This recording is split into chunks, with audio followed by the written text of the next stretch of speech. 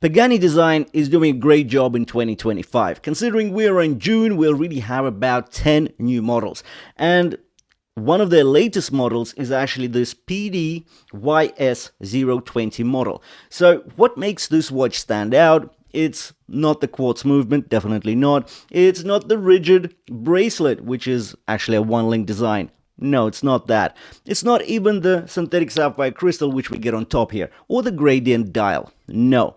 What makes this watch stand out is the fact that it's 7 millimeters thick. Yep. So that is literally pretty cool. And the price? Well, you're looking at about $70 before VAT. So there are quite a few things to say about this watch, and that's what we're going to do in this review. Now, the link to the listing will be in the description below the video, so do check it out if you're after a sharp price. And now let's dive in and talk about the YS020 in detail. Let's do it.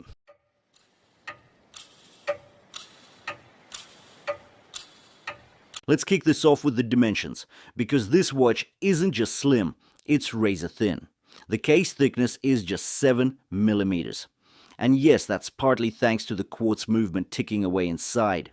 It's not a hybrid quartz movement, it's your standard 1 pulse per second ticker. Now, would it be cooler if it had a sweeping seconds hand? Sure, but honestly, on a watch that looks this clean and refined, I don't think it's a deal breaker. Now let's talk about proportions.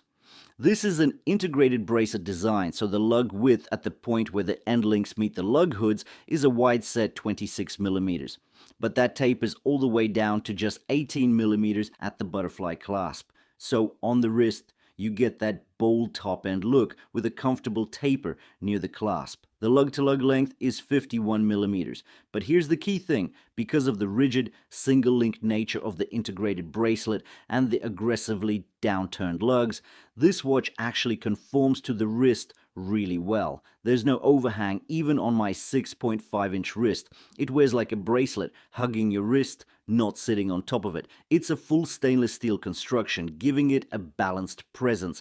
The total weight is around 125 grams, so it's got that quality heft without being overly bulky. Flip the watch to its side and you'll see a very slim, elegant profile. The flanks are flat, lean and vertically brushed, which really enhances that sporty luxury vibe. But look closer and you'll notice a razor-thin polished 45-degree bevel running between the flank and the top case. Just a small detail, but it adds a refined edge to the whole thing. And then there's that fixed bezel. It's gear-shaped, almost turbine-like, and those machined grooves are sharp, elegant and well executed. They don't just add flair, they give this piece a distinct character, especially in the integrated bracelet sport watch segment. Over on the right hand side, we get a simple signed push-pull crown. No frills here. At just 4.8 millimeters in diameter, it's minimal, practically flush with the case. But honestly, on a watch that's only 7 millimeters thick, that level of restraint makes total sense. Apart from the polished beveling, everything else on the case is brushed, underscoring the watch's utilitarian elegance, clean, understated, and clearly designed with purpose. Now let's talk about the bracelet, because in an integrated bracelet design like this, it's more than just an accessory. It's the backbone of the entire aesthetic. This one is a bold one-link design, so each link spans the full width of the bracelet. At the widest point near the case, it's a solid 26 millimeters, tapering all the way down to 18 millimeters at the butterfly clasp. That aggressive taper gives it a sleek profile on the wrist. Now, each individual link measures around 6.5 millimeters in length, and the way they're shaped, they give off a kind of scaled armor-like vibe. It's sporty, but it doesn't go full dressy. It sort of rides the line between minimalist elegance and tool watch boldness. One thing that really impressed me is the sizing flexibility. Unlike many Chinese integrated bracelet watches that only offer full links and a basic butterfly clasp, Pagani has gone the extra mile and included half links. That's a game changer when it comes to dialing in the perfect fit, especially on a watch that's designed to wear close and snug like this one. Huge props for that. And yes, there's a small but classy Pagani Design logo stamped right on the butterfly clasp. It's subtle, but adds that extra layer of refinement. Now, let's talk finishing. The entire bracelet is predominantly brushed, keeping it in line with the utilitarian aesthetic of the case. But here's where it gets interesting. The internal bevels between each link are polished, angled at about 45 degrees. And those polished cuts bounce light in all kinds of directions. It's subtle, but when light hits it just right, the bracelet absolutely dances. It's not overdone, it's tasteful, and it's really satisfying to look at. As for flexibility, it's not the most fluid bracelet you'll find, but I don't think it's trying to be. Once you've dialed in the fit, wears like a tailored cuff, solid, elegant, and incredibly cohesive with the rest of the watch. This might actually be the first Pagani Design watch I've reviewed that comes with a snapback case. And to be honest, it's a bit of a head scratcher. I mean, the brand claims 100 meters of water resistance, yet we get a push-pull crown and a snapback case?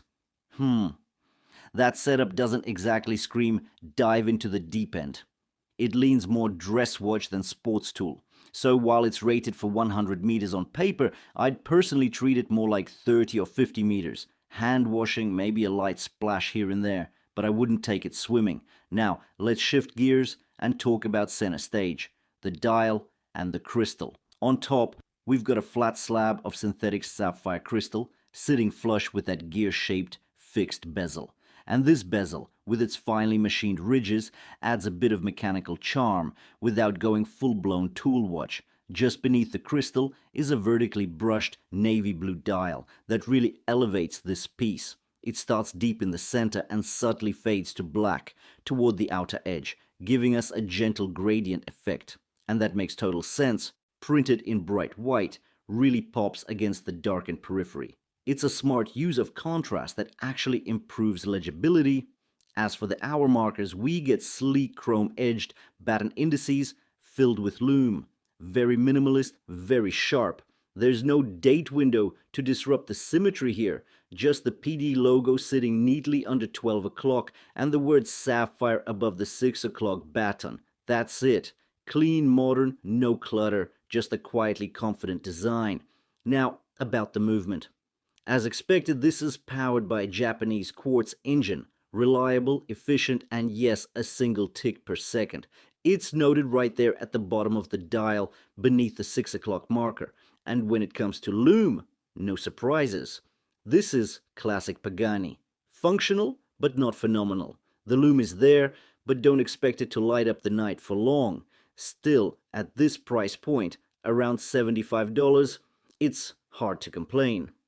The value you're getting here is frankly remarkable. So what are your thoughts? Is this a good buy or is this a bit of a fail? Personally, I'm sort of on the fence about it. I really like the blue gradient dial fading to black at the reho. I think that's interesting, but it's nothing absolutely new. Well, the luminosity, it's sort of Pagani level, maybe slightly better, but not much.